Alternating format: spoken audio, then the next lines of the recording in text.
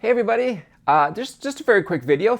I just wanted to thank you all for watching these videos, liking, subscribing, and commenting.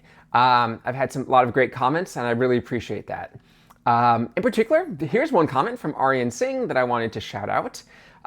So Aryan mentions that there is this competition each year. It's called the International Mathematical Olympiad. It's a competition where each country sends their super genius high school math students to solve problems that I personally would not be able to solve in any short amount of time.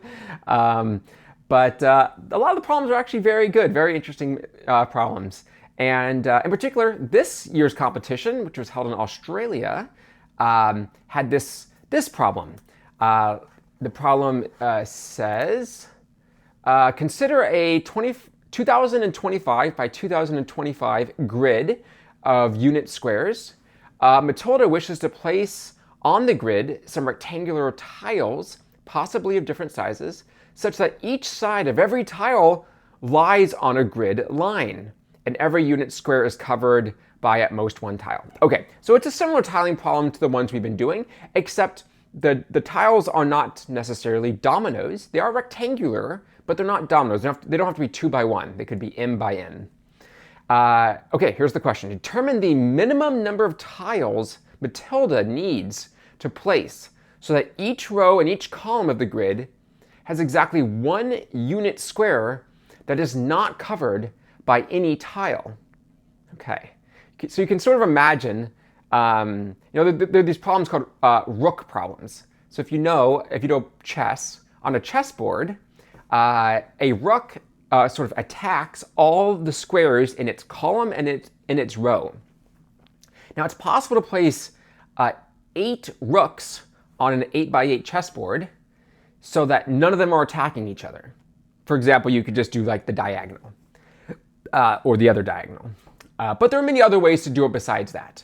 So among all these different ways that you can place rooks on the chessboard, you want to know basically, I want to cover all the other squares that are not covered by a rook so that I'm using the minimum number of tiles possible and all the tiles are some rectangular shape. Okay, that's one way to think about it. Anyways, so it's an interesting problem. You can think about it. It's very challenging. So this is an example of how hard some of these tiling problems could be. Give it a think. If you want a solution, then you can head over. I found a YouTube video by Dedekin Cuts, that channel, and they give a 30-minute description of how to solve it. I've not watched the whole thing, but it looks good. They start with a smaller case and they build up slowly and they have nice visuals. So it has everything that you would want. So go ahead and watch that if you wish, or better yet, spend a day toiling over it. It'll be a challenging one. This was the final problem. So you get 6 problems, and I don't know how long you have to solve it. Back when I took these things, it was usually 3 hours, I want to say. Maybe it was 6 hours. Anyways, I never qualified for the IMO, but so I don't know their formatting. But nevertheless, they're hard problems. So you very, very talented students might spend a couple hours at least. These are the best high school students who are very good at solving problems. So anyways, give it a try if you want. And either way, please keep leaving comments.